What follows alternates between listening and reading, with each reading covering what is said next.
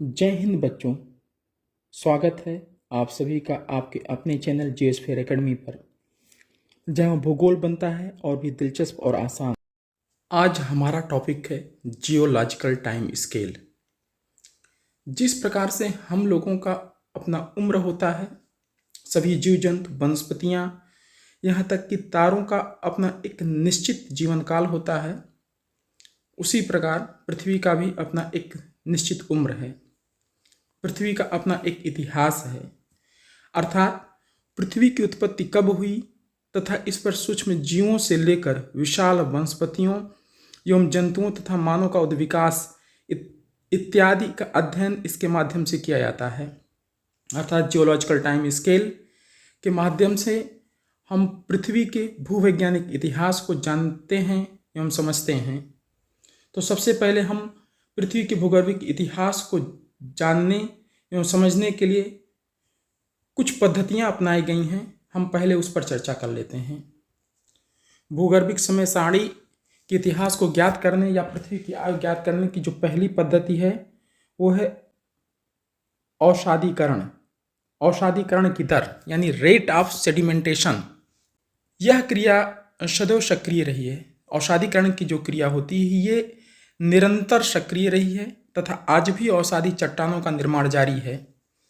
जैसे हम देखते हैं कि यदि हमारा कॉलेज 8-10 दिनों के लिए बंद हो जाता है तो धूल उड़ करके आती है तथा परत दर परत जमती चली जाती है। तो इसी तरह औषधों के जमने की दर होती है और यह दर जो होता है 1.6 मिलीमीटर प्रति ईयर होता है। तो इसके माध्यम से हम पृथ्वी की आयु ज्ञात कर पाते हैं कि औषधें कितनी पुरानी हैं, उसकी कितने लेयर्स बन चुके हैं। दूसरा, महासागरों की लवणता, सैलिनिटी ऑफ ओशियंस। सागरीय जल में लवण पाए जाते हैं। आप नीचे कमेंट करके बताइए कि औसत सागरीय लवणता कितना है। प्रायः ऐसा अनुमान किया जाता है कि जब प्रथम सागर का निर्माण हुआ उस समय सागरीय जल पूर्ण रूप से शुद्ध था, उसमें लेशमात्र का खारापन नहीं था। सागर का निर्माण ज्ञात करने के लिए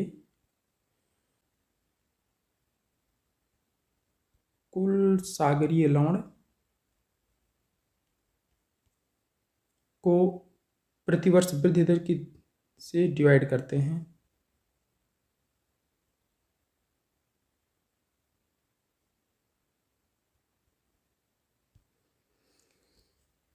अर्थात सागरों का निर्माण बराबर कुल सागरीय लवण बटे प्रतिवर्ष वृद्धि दर। इस आधार पर भी हम सागर निर्माण की आयु ज्ञात कर लेते हैं, जिससे हम पृथ्वी की आयु का एक अनुमान लगा सकते हैं।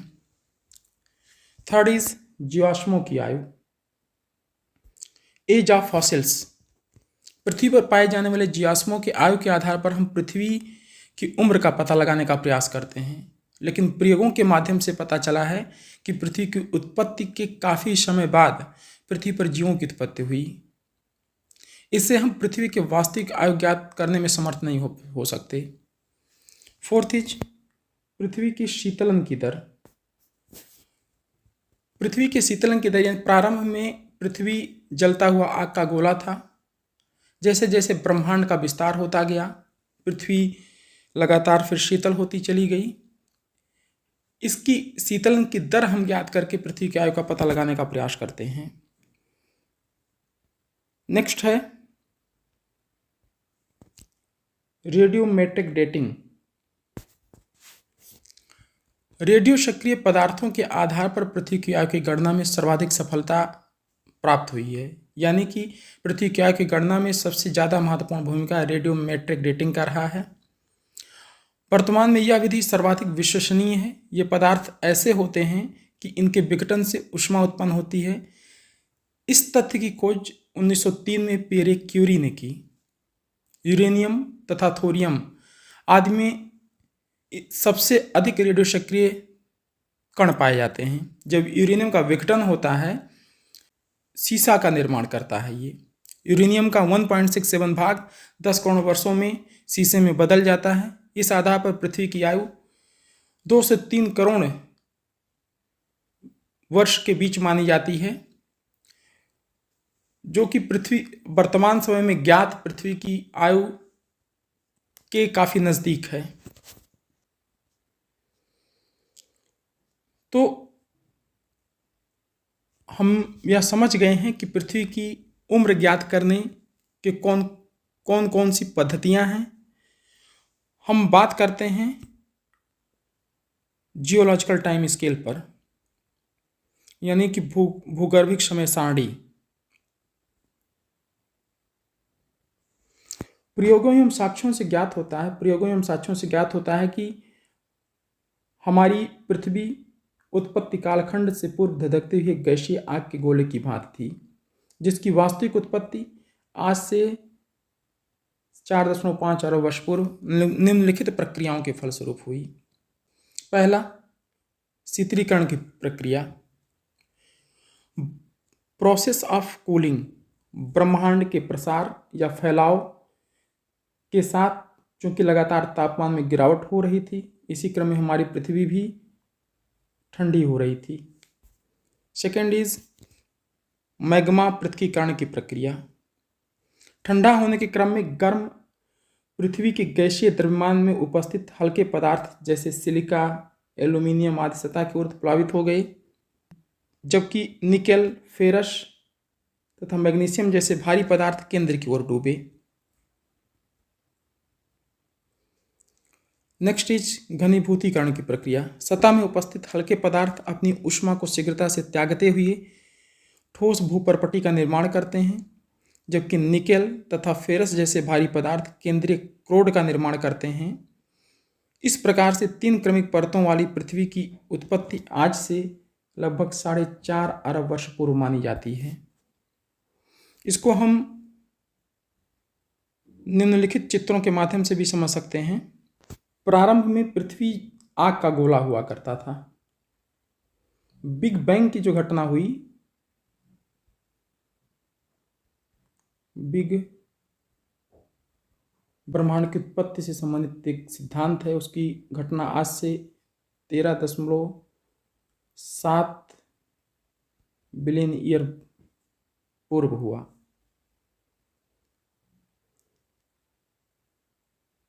तथा पृथ्वी की उत्पत्ति 4.5 अरब वर्ष पूर्व माना जाता है। प्रारंभ में जब पृथ्वी की उत्पत्ति हुई तो ब्रह्मांड का लगातार विस्तार जारी था, उसका फैलाव जारी था, जिससे तापमान में गिरावट आ रही थी। अर्थात जब पृथ्वी प्रारंभिक समय में अगर देखा जाए तो धधकते हुए आग के गोले के समान था। लगातार ब्रह्मांडीय विस्तार और फैलाव के फलस्वरूप पृथ्वी के तापमान में लगातार गिरावट आती रही और हमारी पृथ्वी ठंडी होती रही। ठंडा होने के क्रम में जो पृथ्वी के गैसीय द्रव्यमान में जो हल्के पदार्थ थे जैसे सिलिका आदि जो है, ये सतह में उत्प्लावित होना शुरू किए। यानी कि जो सिलिका वगैरह थे ये ऊपर की तरफ जा रहे थे। जैसा कि आपको ज्ञात होगा कि जो हल्के पदार्थ होते हैं उनमें ऊपर जाने की प्रवृत्ति पाई जाती है। वहीं निकेल, फेरस तथा मैग्नीशियम जैसे भारी पदार्थ केंद्र की ओर ऊपर से नीचे की तरफ आ रहे थे, जो भारी पदार्थ थे। इसीलिए हमारा जो क्रोड है वो निकेल और फेरस, मुख्य रूप से निकेल और फेरस की मात्रा वहाँ पे सबसे ज़्यादा पाई जाती है। ये हमारी पृथ्वी का क्रस्ट है,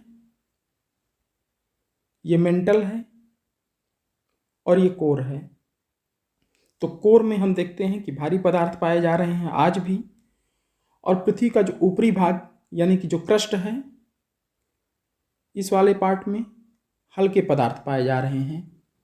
ये ऊपरी भाग में देखा जाए तो ऊपरी भाग सिलिका और प्लस एल्यूमिनियम, भूपर्पटी जो हमारी है सिलिका और एल्यूमिनियम के बने थे, जिसे सियाल कहते हैं।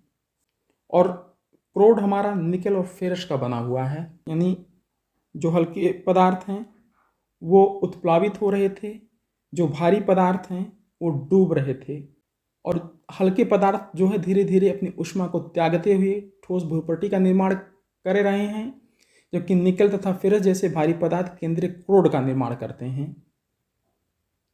इस तरह से हमारी पृथ्वी आज से लगभग 4.5 अरब वर्ष पूर्व बन करके तैयार हो जाती है।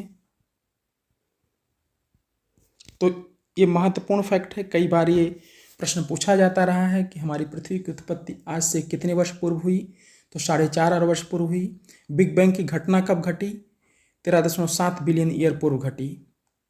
तब से लेकर के आज तक के इस कालखंड को अगर हम देखें तो 4 क्रमिक वर्गों में विभाजित करते हैं: इयॉन, एरा, इपोक, एज। ये लेकिन बहुत सारे इंडियंस बुक में इसका विभाजन कुछ इस प्रकार किया गया है: इयॉन, एरा, पीरियड, इपोच तथा एज। तो हम लोग इसी को फॉलो करेंगे। सबसे पहले इयॉन आएगा, फिर एरा आएगा, फिर पीरियड, फिर इपोक, फिर एज।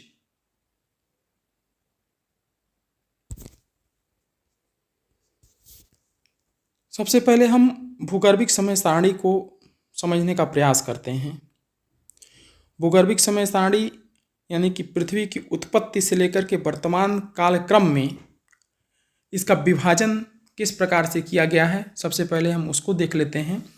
जैसे हमारी आयु होती है, हम समय का जो निर्धारण किया जाता है तो उसको कई भागों में बांटा जाता है। एक तो वर्ष, दूसरा महीना,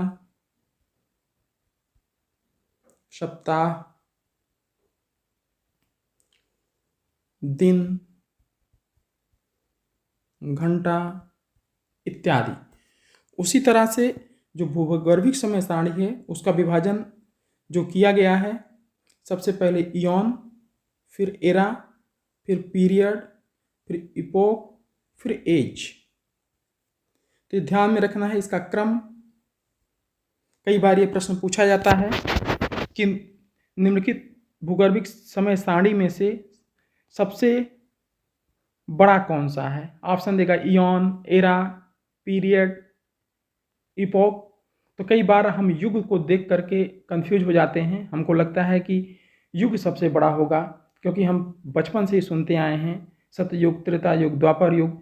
लेकिन यहाँ पे जियोलॉजिकल टाइम स्केल में सबसे लंबा समय काल जो है वो इयॉन का है। ये ध्यान रखना है आपको। इयॉन्स को मुख्य रूप से अगर देखा जाए तो मुख्य रूप से 2 भागों में विभाजित किया गया है। एक तो प्री कैम्ब्रियन और सेकेंड इज पोस्ट कैम्ब्रियन या फेनरोजोइक। प्री कैम्ब्रियन तथा पोस्ट कैम्ब्रियन, जिसे हम फेनरोजोइक कहते हैं, इसका जो विभाजन किया जाता है वो कैम्ब्रियन जो शब्द है, कैम्ब्रियन शब्द वेल्स के वेल्श नामक साइमरू के लैटिन संस्करण से लिया गया है, जहां इस युग की चट्टानों का पहली बार अध्ययन किया गया था। इसका नाम सेडविक ने 1835 में रखा, जिसे इन्होंने 3 समूहों में विभाजित किया। वास्तव में जो कैम्ब्रियन है, कुछ इसको पहले समझने का प्रयास करते हैं कि कैम्ब्रियन है कहाँ पे।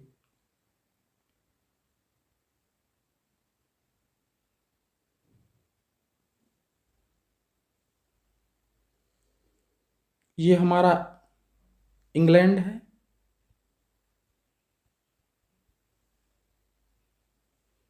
ये स्कॉटलैंड है,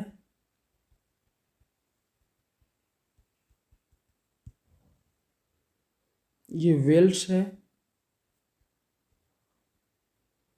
और यहाँ यहीं पे जो है कैम्ब्रियन स्थित है।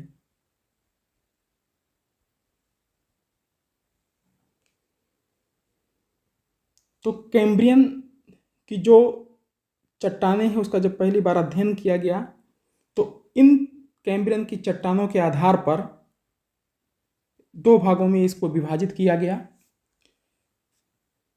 एक तो प्री कैम्ब्रियन तथा पोस्ट कैम्ब्रियन। अगर इसको हम 570 मिलियन ईयर में इसकी आयु मानते हैं तो इसके पहले की जो घटनाएं थी, पृथ्वी की जो चट्टानें हैं, वो प्री कैम्ब्रियन काल की हैं।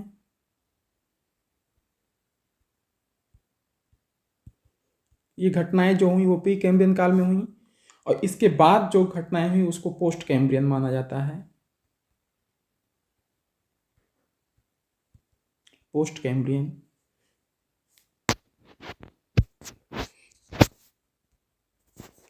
जिसको फेनरोजोइक भी कहा जाता है।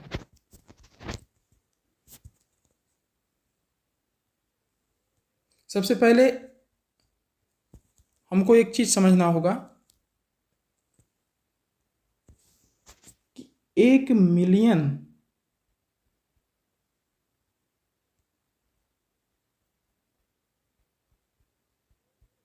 मिलियन बराबर होता है 10 लाख, तथा 1 बिलियन बराबर 1 अरब। जब हम कहें 1 मिलियन तो इसका तात्पर्य आप लग समझिएगा 10 लाख, और 1 बिलियन बराबर जो है 1 अरब। यानी कि जो इयॉन्स हैं दो हैं, एक तो प्री कैम्ब्रियन, दूसरा पोस्ट कैम्ब्रियन जिसको फेनरोजोइक कहा जाता है। फिर इसको एरा में विभाजित किया गया है पोस्ट कैम्ब्रियन को, जिसमें है Palaeozoic, Mesozoic, Cenozoic, Neozoic. Pre Cambrian को इपोक में जब विभाजित करते हैं तो प्री कैम्ब्रियन में 3 इपोक हैं, एक तो एजोइक, दूसरा आर्कोजोइक, तीसरा प्रोटरोजोइक। पैलियोजोइक जिसको प्राइमरी पीरियड के नाम से भी जाना जाता है, इसमें इसको विभाजित किया गया है कैम्ब्रियन, ऑर्डोविशियन, सिल्यूरियन, डिओनियन, कार्बोनिफेरस तथा पर्मियन में। वहीं मेसोजोइक जिसे मध्यजीवी कहा जाता है, जो कि सेकेंडरी पीरियड के समय की घटनाओं को प्रदर्शित करता है। इसको 3 भागों में डिवाइड किया गया है, ट्रियासिक, जुरैसिक, क्रिटेशियस। सेनोजोइक जिसको टर्शरी युग कहा जाता है, इसे पैलियोसीन, इयोसीन, ओरिगोसीन, मायोसीन तथा प्लायोसीन में विभाजित किया गया है। अगला है नियोजोइक जिसको क्वाटरनरी युग के नाम से भी जाना जाता है। इसे 2 भागों में प्लीस्टोसीन तथा होलोसीन में विभाजित किया गया है। इस प्रकार ये जियोलॉजिकल टाइम स्केल पृथ्वी की उत्पत्ति से, यानी कि पृथ्वी के प्रारंभ से लेकर के वर्तमान तक की जो समय काल है उसको विभिन्न कालखंडों में विभाजित किया गया है। जिस प्रकार से हम समय को विभिन्न भागों में विभाजित करके देखते हैं, उसी प्रकार इसको जियोलॉजिकल टाइम स्केल को भी विभाजित किया गया है। भौगोलिक समय सारणी का संबंध पृथ्वी की उत्पत्ति से लेकर वर्तमान तक की कालावधि में घटित हुई विभिन्न भू जैव परिघटनाओं का लेखा जोखा से है। इस क्षेत्र में सर्वप्रथम प्रयास फ्रांसीसी वैज्ञानिक बफन का माना जाता है, जिसे हम सर्वप्रथम 2 महाकल्पों यानी इयॉन्स में विभाजित करते हैं, एक तो प्री कैम्ब्रियन और दूसरा पोस्ट कैम्ब्रियन। प्री कैम्ब्रियन का जो समय है 4.5 अरब वर्ष से लेकर के 570 मिलियन ईयर तक, इसको प्री कैम्ब्रियन माना जाता है। 570 मिलियन ईयर के बाद का जो समय होता है उसे पोस्ट कैम्ब्रियन माना जाता है। इसका जो कुल भौगोलिक कालखंड है वो 87 से 90%, यानी कि जितना पृथ्वी का जो कालखंड माना जाता है उसका 87 से 90% भाग प्री कैम्ब्रियन के समय ही माना जाता है। इसके 3 महत्वपूर्ण अंग हैं, एजोइक, आर्कियोजोइक तथा प्रोटरोजोइक। सबसे पहले हम देखते हैं एजोइक। एजोइक में भूपर्पट्टी का पहली बार उद्भव हो जाता है। जो हमारा क्रस्ट है उसका निर्माण होता है, यो विकास आरंभ होता है तथा तापमान इस समय काफ़ी उच्च होता है। इस समय पृथ्वी से मुक्त होने वाली गैसें अंतरिक्ष में पलायन कर जाती हैं। जितनी भी पृथ्वी से गैसें मुक्त हो रही होती हैं वो निकल करके अंतरिक्ष में चली जाती हैं। प्रारंभिक वायुमंडल इसी समय निर्मित हुआ, परंतु ये पूर्ण रूप से विकसित नहीं था। पृथ्वी पर कोई इस समय जीवन नहीं था। एजोइक काल में पृथ्वी पर जीवन का आविर्भाव नहीं हुआ था। पृथ्वी के अंदर की ऊष्मा ऊर्जा ज्वालामुखी उद्गार के रूप में प्रकट हो रही थी, यानी कि पृथ्वी के अंदर की जो ऊष्मा थी, उसकी पृथ्वी के अंदर जो ऊर्जा थी, वो ज्वालामुखी उद्गार के रूप में धरातल पर इस समय प्रकट हो रही थी। नेक्स्ट है आर्कियोजोइक। आर्कियोजोइक के समय की प्रमुख घटनाओं को देखते हैं। लाखों वर्षों तक चलने वाली ज्वालामुखी क्रिया में मैग्मा के जमाव से आर्कियन शील्ड बहुत इंपॉर्टेंट है। सबसे पहले आर्कियन शील्ड का निर्माण होता है। शील्ड मतलब कठोर पठार, इसका निर्माण होता है। ज्वालामुखी उद्गारों में उपस्थित जलवाष्प एकत्रित होकर सघन बादलों का निर्माण करता है, जिसके द्वारा लाखों करोड़ों वर्षों में की गई अनवरत वर्षा से आरंभिक सागरीय जलराशियां अस्तित्व में आई। यानी जलराशियों का जो उद्भव हुआ पृथ्वी पर, वो आर्कियोजोइक एरा में हुआ क्या कि पृथ्वी पर, ये हमारी पृथ्वी है, और पृथ्वी पर चूंकि पृथ्वी अभी ठंडा होना प्रारंभ हुई थी, तो पृथ्वी के अंदर की जो ऊष्मा थी वो ज्वालामुखी के रूप में बाहर प्रकट हो रही थी। चारों तरफ ज्वालामुखी विस्फोट की घटनाएं देखी जाती हैं। इस समय ज्वालामुखी की घटनाओं के फलस्वरूप ज्वालामुखी जब निश्चित था तो उसमें जलवाष्प की मात्रा काफ़ी अच्छी मात्रा में पाई जाती है। जो जलवाष्प था वो एकत्रित होना प्रारंभ किया, फिर बादलों का निर्माण करना शुरू हुआ, और बादलों के निर्माण के बाद लाखों करोड़ों वर्षों तक लगातार धरती पर बारिश जारी रहा। क्योंकि पृथ्वी गर्म थी, तो पृथ्वी पर प्रारंभिक समय में जब वर्षा की बूंदें धरातल पर आने से पहले ही वाष्पीकृत होकर पुनः वायुमंडल में चली जाती थी। लेकिन ये प्रक्रिया जब लाखों करोड़ों वर्षों तक जारी रही, तो धीरे इस प्रक्रिया के फलस्वरूप जाकर के जलराशियों का निर्माण होता है। इसी काल में प्रथम एक कोशिकीय साइनो आर्की बैक्टीरिया का उद्भव हुआ। यानी आर्कियोजोइक काल में ही साइनो आर्की बैक्टीरिया का उद्भव होता है। इस जीव की उत्पत्ति के उपरांत बहुकोशिकीय पादप प्लवक यानी शैवाल का उद्भव एवं विकास हुआ। भारत में इस कालखंड में निर्मित चट्टानों को धारवाड़ की चट्टानें कहा जाता है। नेक्स्ट है प्रोटोजोइक। प्रोटोजोइक काल में क्या भूगर्भिक घटनाएं हुई उसको हम देखते हैं। इस कालखंड में प्रथम भूगर्भिक हलचल हुई, जिसके प्रभाव से दुनिया का प्राचीनतम वलित पर्वत श्रेणियां अस्तित्व में आई, जिनमें से भारत का अरावली है। दुनिया की प्राचीनतम पर्वत श्रेणियों में से एक है अरावली। जैविक विकास क्रम में बैक्टीरिया के साथ साथ प्रोटोजोआ, स्पंज जैसे जीवों की प्रचुरता अस्तित्व में आई, इसलिए इसको प्रोटोजोइक कहा जाता है। क्योंकि प्रोटोजोआ का उत्पत्ति इसी कालखंड में माना जाता है, तो प्रोटोजोआ से ही इस कालखंड को प्रोटोजोइक में विभाजित किया गया है। नेक्स्ट यान है पोस्ट कैम्ब्रियन। इसका समय 570 मिलियन ईयर एगो से आज तक माना जाता है। इसे फेंद्रोजोइक भी कहा जाता है, क्योंकि इसी समय में वनस्पतियों का उद्भव और विकास होता है। इसे फेंद्रोजोइक को 4 भागों में विभाजित किया गया है: पैलियोजोइक, मेसोजोइक, सेनोजोइक तथा नियोजोइक। पैलियोजोइक जो समय है, पैलियोजोइक को प्राइमरी टाइम पीरियड भी कहा गया है। Primary time period. मेसोजोइक को सेकेंडरी टाइम पीरियड, सेनोजोइक को टर्सरी टाइम पीरियड और नियोजोइक को क्वार्टनरी टाइम पीरियड कहा जाता है। अब इन सब का हम एक एक करके अध्ययन करेंगे।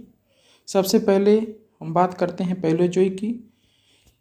पैलियोजोइक को 6 युगों में विभाजित किया गया है: Cambrian, Ordovician, Silurian, Devonian, Carboniferous तथा पर्मियन। पैलियोजोइक के जितने भी इपोक हैं उसके अंत में यन है। एक्सेप्शन है केवल कार्बोनिफेरस। तो इस तरह हम इसको याद भी कर सकते हैं। अब हम इन सब का एक एक करके अध्ययन करेंगे। सबसे पहले आते हैं कैम्ब्रियन। कैम्ब्रियन जो इपोक है, इस समय यूरोप में ज्वालामुखी क्रिया संपन्न हुई और पर्वत निर्माण के लक्षण इस समय कहीं नहीं मिलते। छिछले सागरों में पहली बार रीढ़ विहीन जंतुओं के उद्भव एवं विकास होता है। इसके बाद ऑर्डोविशियन की महत्वपूर्ण घटनाएं।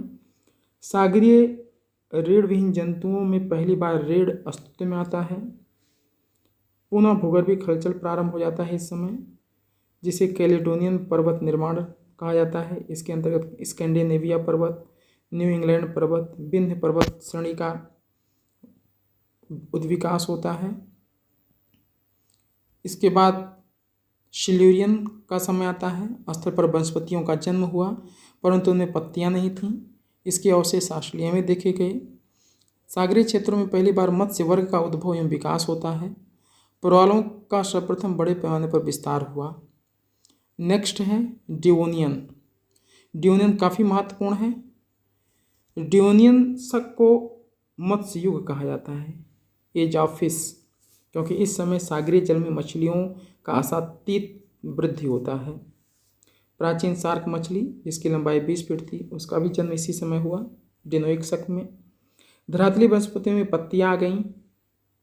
अभी तक धरातल पर जो भी वनस्पतियां थीं वो पत्ती विहीन थीं, और पत्ती आ जाने से धरातल हरी भरी वनस्पतियों से ढक गया।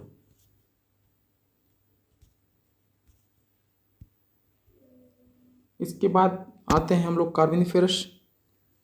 कार्बोनिफेरस को कोलयुग भी कहा जाता है, काफ़ी इम्पोर्टेंट है। इसी समय पेंजिया का विखंडन होता है। उत्तरी गोलार्ध में कोयले का निर्माण हुआ। दुनिया का सर्वाधिक कोयला इसी कालखंड में बना। स्थल पर रेप्टाइल का पहली बार आविर्भाव होता है तथा इसे एज ऑफ एम्फीबियास कहा जाता है। तो 2 पॉइंट मोस्ट इम्पॉर्टेंट हैं। एक तो कार्बोनिफेरस काल को कोलयुग कहा जाता है, सेकंड एज ऑफ एम्फीबियास कहा जाता है, तीसरे पर पेंजिया का विखंडन। इस पॉइंट को आपको ध्यान में रखना है। यहाँ पर ध्यान देने वाली चीज़ ये है कि रेप्टाइल्स जो हैं, इसको सरीसृप वर्ग कहते हैं। ये साधारणतः जो होते हैं स्थलवासी होते हैं, लेकिन कुछ जलवासी भी होते हैं। ये थल पर रेंग कर चलने वाले होते हैं। ये कोल्ड ब्लडेड एनिमल हैं। उदाहरण के रूप में लिया जाए तो कच्छप यानी कि टर्टल, कछुआ यानी टॉर्टॉइस, मगरमच्छ और अजगर, विभिन्न प्रकार के जितने भी प्रकार के सांप पाए जाते हैं वो सब इसी वर्ग के अंतर्गत आते हैं। दूसरा है सरीसृप के अलावा उभयचर वर्ग। उभयचर का मतलब यहाँ पे एम्फीबियाज है। तो एम्फी का मतलब होता है बोथ। एम्फी का तात्पर्य होता है बोथ, यानी इस वर्ग के सदस्य जल और थल दोनों में पाए जाते हैं, इसलिए इनका नाम एम्फीबिया या उभयचर रख दिया गया। ये भी जंतु अनियततापी होते हैं, यानी कोल्ड ब्लडेड एनिमल होते हैं। उदाहरण के रूप में अगर देखें तो मेढक हो गया, सैलामेंडर हो गया,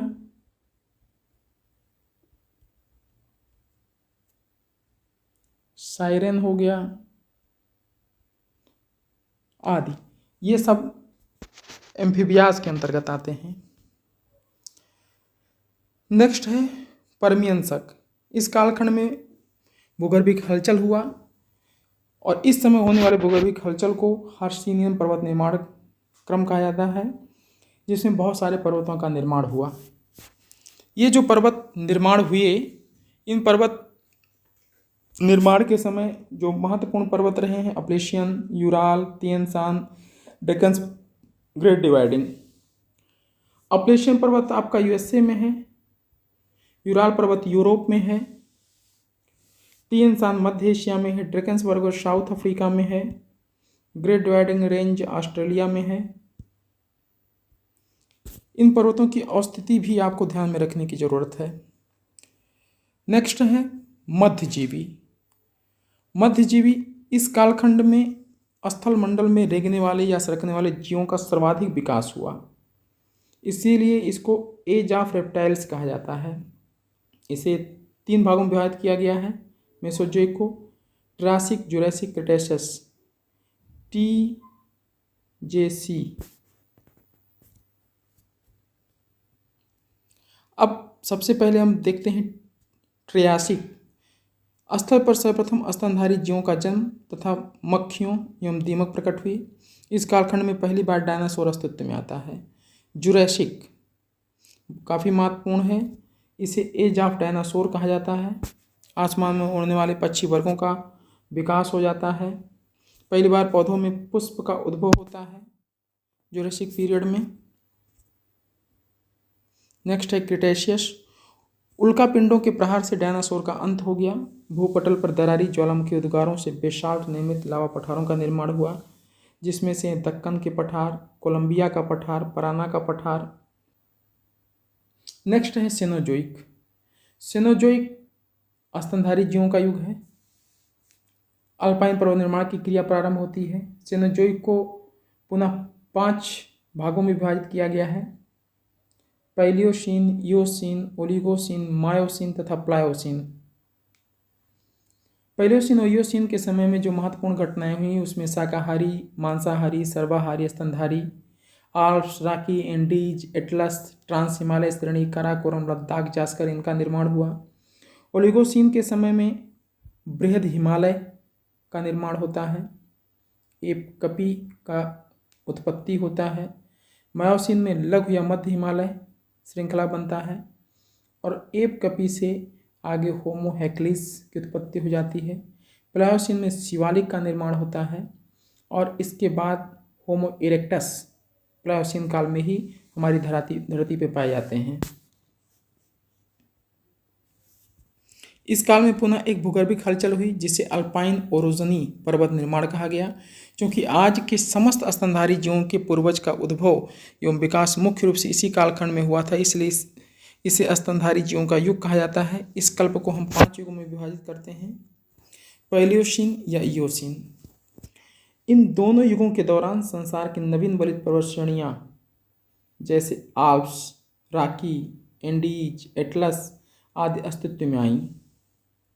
साथ ही टेथिस भूस्नत में लगने वाले बल के प्रभाव से हिमालय में ट्रांस हिमालय रेंजेस अस्तित्व में आया। ट्रांस हिमालय रेंजेस का जो अस्तित्व हुआ वो पैलियोसीन ईओसीन समय में हुआ।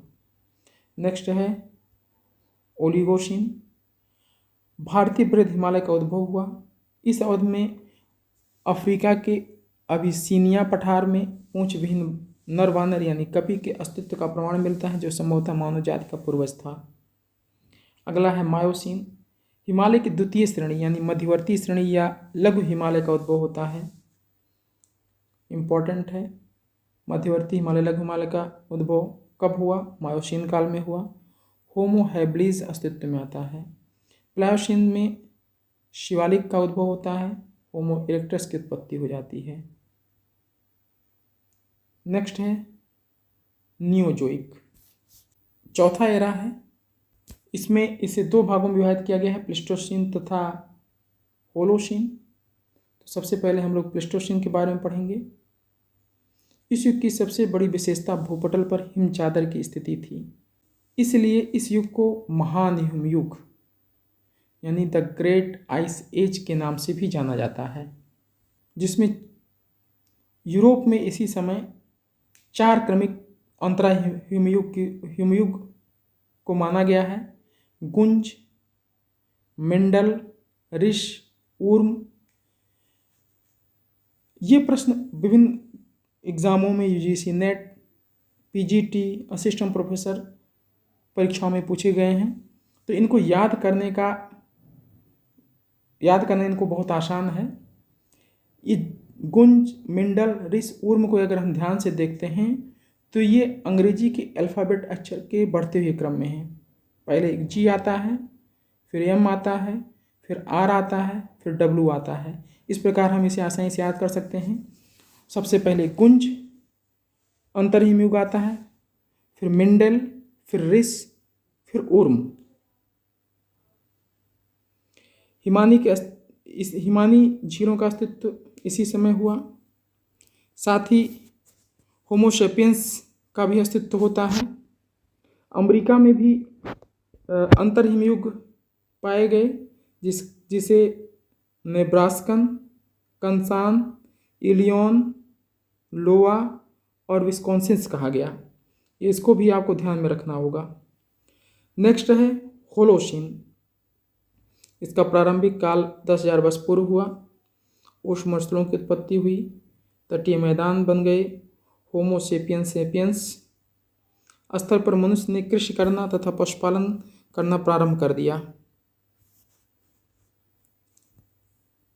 अब इस प्रकार हम लोग भूगर्भिक समय मापक यानी जियोलॉजिकल टाइम स्केल को अच्छे से अध्ययन कर चुके हैं। जियोग्राफिकल टाइम पीरियड का हम क्विक रिवीजन करते हैं।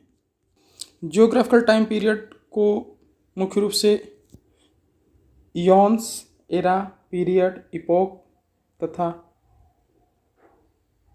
एज में विभाजित किया गया है, जिसमें से इयॉन्स को दो भागों में प्री कैम्ब्रियन तथा पोस्ट कैम्ब्रियन, जिसको फेनोजोइक भी कहा जाता है। फेनोजोइक को मुख्य रूप से चार भागों में पैलियोजोइक, मेसोजोइक, सेनोजोइक तथा नियोजोइक में डिवाइड किया गया है। पैलियोजोइक को प्राइमरी टाइम पीरियड कहा जाता है, मेसोजोइक को सेकेंडरी टाइम पीरियड, सेनोजोइक को टर्सरी टाइम पीरियड तथा नियोजोइक को क्वार्टरनरी टाइम पीरियड कहा जाता है। प्री कैम्ब्रियन को मुख्य रूप से तीन भागों में बांटा गया है, एजोइक, आर्कियोजोइक तथा प्रोटरोजोइक। इसको आप क्रम से याद कर लीजिएगा। उसके बाद पैलियोजोइक को मुख्य रूप से 6 भागों में विभाजित किया गया है, Cambrian, Ordovician, Silurian, Devonian, Carboniferous, Permian. अगर हम इसको ध्यान से देखें तो इसके अंत में यन शब्द जुड़ा हुआ है। आज का जो प्रश्न है उसको हम लोग नोट करेंगे। पहला प्रश्न है, किस काल को एज ऑफ फिश या मत्स्य युग कहा जाता है? सेकंड क्वेश्चन, किस काल को कोल युग के नाम से जाना जाता है? Third question, age of dinosaurs किस काल को कहा गया है? और एक लॉन्ग क्वेश्चन आप लोग नोट करिएगा, प्रमाणिक भूवैज्ञानिक समय स्केल का संक्षिप्त विवरण दीजिए और पृथ्वी की संभावित आयु बताइए। फिर से क्वेश्चन रिपीट कर रहा हूँ, प्रमाणिक भूवैज्ञानिक समय स्केल का संक्षिप्त विवरण दीजिए और पृथ्वी की संभावित आयु बताइए। तो इससे हम इस चीज़ को आसानी से याद कर सकते हैं। केवल कार्बोनिफेरस में एन नहीं है, बाकी सब में एन जुड़ा हुआ है, यानी कि कैम्ब्रियन, ऑर्डोविशियन जिसके अंत में एन है वो सब पैलियोजोइक एरा के हैं। और दूसरा तरीका है कि इसको हम याद कर सकते हैं, COSDCP। CO आप अपने किसी फ्रेंड का नाम जिसका S से नाम हो उसको रख सकते हैं, यहाँ पे सचिन, सौरभ, संदीप, तो CO संदीप, DCP।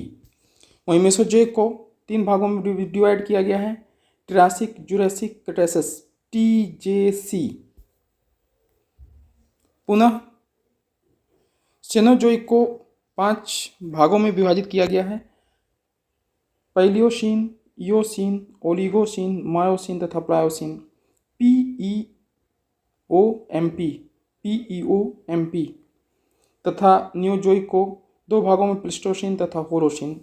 अगर हम नियोजोइक को याद कर लें प्लिस्टोसीन तथा होलोसीन, तो सेनोजोइक को याद करना आसान हो जाएगा, क्योंकि इसके अंत में सफिक्स में सीन शब्द है।